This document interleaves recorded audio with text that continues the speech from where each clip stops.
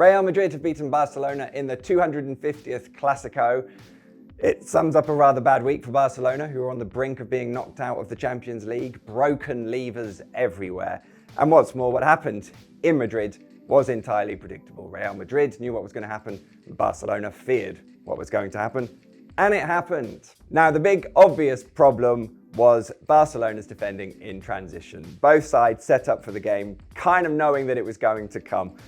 Carlo Ancelotti, he opted for Valverde to play here on the right because he knows that he's going to get up and down, he's going to be energetic, he's also going to like to drift inside, basically opening up the entire right flank for Daniel Carvajal to get up and down in support. And primarily, therefore, keeping Balde pretty penned back. He's a really good attacking fullback, and he was going to have a lot to deal with Valverde starting the game ahead of Rodrigo in this instance.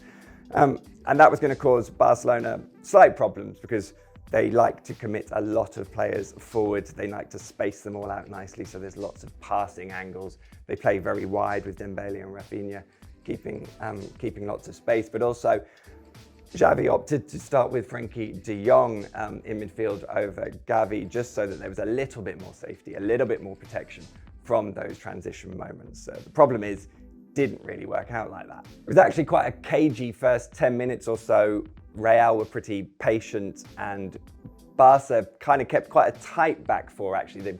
The fullbacks weren't committing very far forward, and a lot of the game was played in this middle third. Nothing really happened either side of that.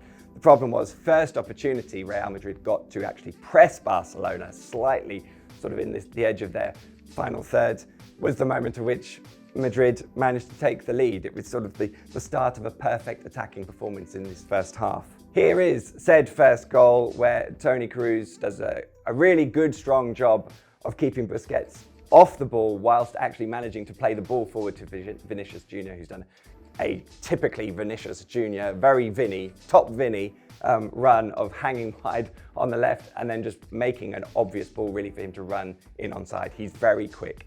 No one can really keep pace with him. But the point is, Kroos does a great job of keeping Busquets off him and being able to play that ball. I'm not sure if Busquets of 5, 8, 9 years ago allows that ball to still be played through without actually fouling his man. But what you'll also notice is Barcelona's back four, very compact and all deadly keen on looking at the ball and knowing that this is the first transition moment of the game. They are in trouble. This wasn't supposed to happen. And their sole focus is basically, let's run on goal, let's run back to goal, let's cover what's happening and hope that we don't concede from this situation. This is that situation on the tactics board, and as you can basically see, we've got 4 defenders desperately just trying to get back, solely concentrating on Vinicius Jr. No one actually checks that Benzema is behind them. You don't need all 4 players to be racing here to try and block the initial shot. And once the ball is then saved, good save as well, by the way, by Ter Stegen. Benzema has a shot where he's basically trying to beat 4 defenders and the goalkeeper, and he picks his spot because he's a very good striker. But all it takes is one of these defenders to hold back and clock Benzema being there to make the situation a much more positive one for Barcelona. So that is 1-0, perfect execution in terms of Real's point of view. Real Madrid's second goal was another case of transition. They were slightly fortunate in how the ball reached Vinicius Jr. in terms of it coming off Eric Garcia's shoulder. Vinicius does very well in terms of holding the ball, taking time, showing patience rather than making a slightly more rash decision. That's an element of maturity in his game that he's developing well. But Barcelona give him all the time to sit there and make a decision, to wait for the support, which he eventually finds. And this is the situation it leads to. Tchouaméni does quite well to find Mendy, who's got up in support. But Barcelona have 6 players up against 4 in this situation. They should be more than well covered. It looks like a lack of communication that no one notices or wants to engage Valverde, who's basically got the entirety of the pitch to run in and score from the edge of the area with a very clever, slightly disguised shot that beats Ter Stegen. What this situation shows is that Barcelona have to do a better job of engaging with the players that are going to cause them issues rather than just getting back in numbers and hoping that will be enough to snuff out the transition threat. Now, it feels like a big deal for Barcelona because this is a repeating pattern. They had only conceded 1 goal in La Liga before facing Real Madrid, but their expected goals against was more than 6. Effectively, they should have conceded a lot more. This is a case against Inter Milan in the Champions League in midweek. Busquets loses the ball in midfield. It is one ball and a 4v4, and this was exactly the sort of moment that means that Barcelona are unlikely to go any further in the Champions League this season. It's going to cost them millions! Back to the Real game, where Karim Benzema had a goal disallowed from a very familiar transitional moment to make it 3-0 for offside, quite a marginal call.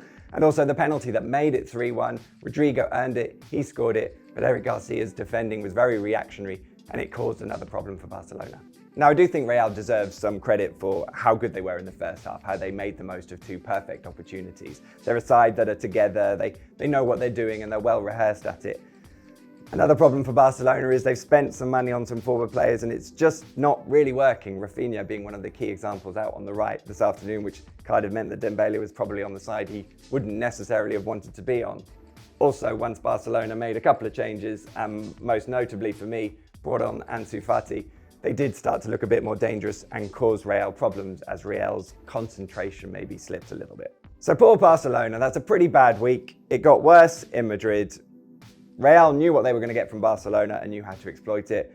Barca feared what was going to happen and couldn't do anything about it. And now they've got to play Bayern Munich, who are apparently pretty good at transitions. Xavi, it's over to you. If you like this video, please consider subscribing to the channel. The Athletic brings you the best sports journalism in the world in a personalised experience, connecting you with the stories and teams that you care about the most. There's coverage of 13 sports, plus direct access to world-class journalists through live Q&As, discussions and podcasts. And you can try it now for free for 30 days by clicking the link in the description.